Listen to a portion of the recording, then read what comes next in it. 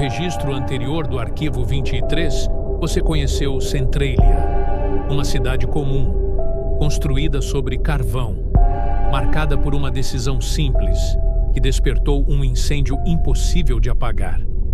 Mas o fogo não se revelou de imediato. Por um tempo, tudo parecia normal, até que o corpo começou a sentir, e a cidade começou a adoecer. Este é o segundo registro de Centralia, o momento em que os moradores perceberam que algo estava muito errado e que talvez já fosse tarde demais.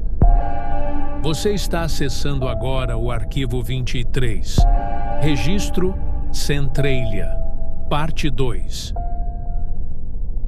O incêndio começou no início da década de 1960. Mas os primeiros sinais não surgiram imediatamente. Por alguns meses, Centralia seguiu sua rotina, acreditando que o problema havia sido resolvido.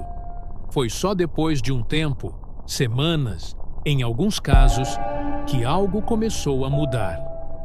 O primeiro alerta não veio de sirenes, nem de comunicados oficiais. Veio do corpo. Moradores começaram a relatar dores de cabeça persistentes, tonturas sem explicação, sensação de falta de ar dentro de casa.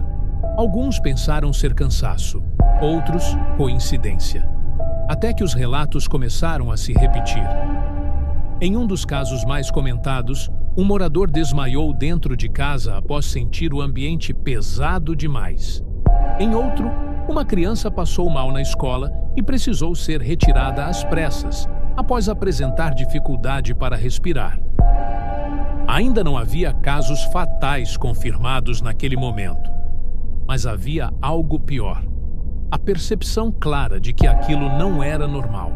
As pessoas não estavam adoecendo por acaso. Elas estavam sendo afetadas pelo lugar onde viviam. E o mais assustador é que ninguém sabia quanto tempo aquele fogo já estava liberando gases invisíveis sob a cidade. Centralia ainda parecia intacta por fora, mas, por dentro, algo já estava começando a falhar.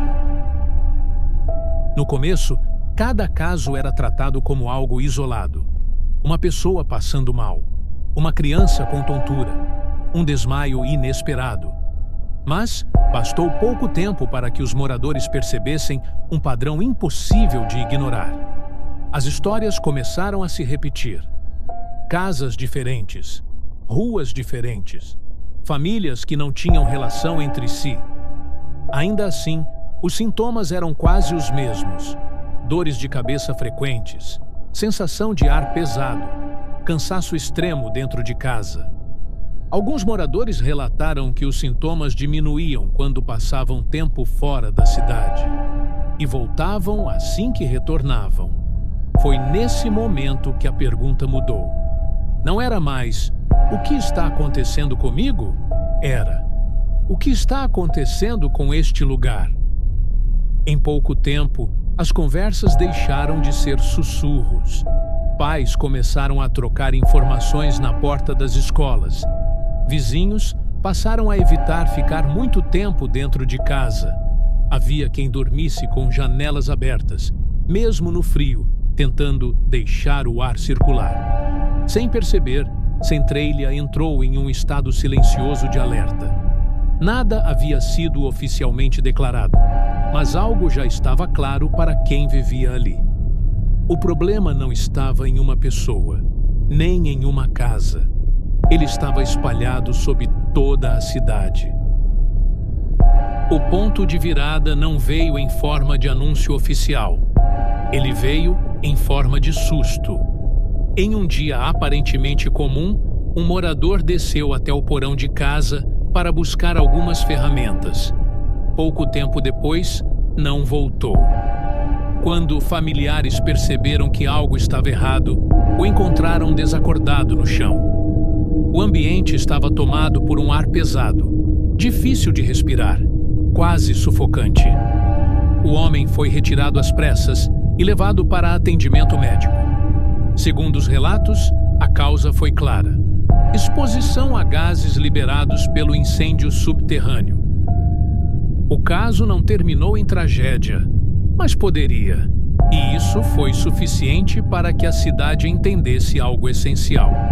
O incêndio não era apenas um incômodo, ele representava um risco real à vida de quem permanecesse ali. Pouco tempo depois, outros episódios semelhantes começaram a surgir. Pessoas passando mal repentinamente, animais domésticos agindo de forma estranha, relatos de áreas da cidade onde o ar parecia simplesmente desaparecer.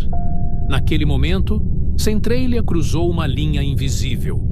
Não se tratava mais de desconforto, nem de especulação. Alguém quase perdeu a vida. E agora, ninguém podia fingir que aquilo era normal. Depois do incidente no porão, não havia mais como tratar o incêndio como um problema menor. As autoridades foram acionadas com urgência. Equipes técnicas retornaram à cidade. Novas medições foram feitas. Relatórios mais detalhados começaram a circular. Desta vez, as conclusões foram diretas. Os níveis de monóxido de carbono em algumas áreas eram altos o suficiente para causar perda de consciência e, em certos cenários, consequências fatais. O fogo subterrâneo não estava confinado. Ele avançava por túneis antigos, espalhando gases por regiões imprevisíveis. Quando questionados sobre a possibilidade de apagar o incêndio, os especialistas foram claros. Não havia uma solução simples. Apagar o fogo exigiria escavações profundas, remoção de toneladas de terra e a destruição de áreas inteiras da cidade. E mesmo assim, não havia garantia de sucesso. Foi nesse momento que algo mudou no discurso oficial.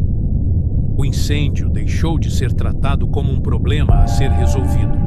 Ele passou a ser tratado como algo a ser contido e talvez apenas monitorado. Centralia não estava diante de um incêndio temporário.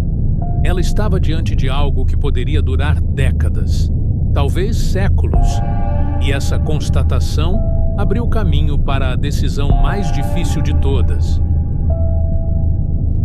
Depois que a verdade foi admitida, restava apenas uma pergunta: o que fazer com uma cidade inteira construída sobre um incêndio que ninguém conseguia apagar?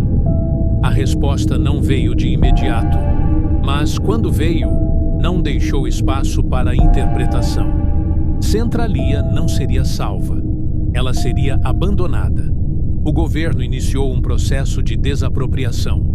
Casas seriam compradas, famílias realocadas. Não porque queriam sair, mas porque não era mais seguro ficar. Para quem tomava a decisão, era uma medida técnica. Para quem vivia ali, era o fim de uma vida inteira. Alguns moradores aceitaram, outros resistiram. Houve quem dissesse que preferia permanecer mesmo sabendo do risco.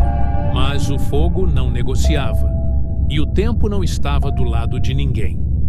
Pouco a pouco, Centralia começou a se esvaziar. Ruas antes movimentadas se tornaram silenciosas. Casas foram demolidas para impedir o retorno. Placas de trânsito continuaram apontando para lugares que já não existiam mais. Centralia não desapareceu em uma explosão. Ela foi apagada lentamente. E sob tudo aquilo, o fogo continuava queimando. No próximo registro do Arquivo 23, você vai descobrir o que aconteceu com as pessoas que partiram, quem decidiu ficar e por que mesmo depois de décadas, o incêndio nunca foi apagado. Se esse registro está fazendo sentido para você, deixa o like. Isso ajuda o Arquivo 23 a continuar aberto.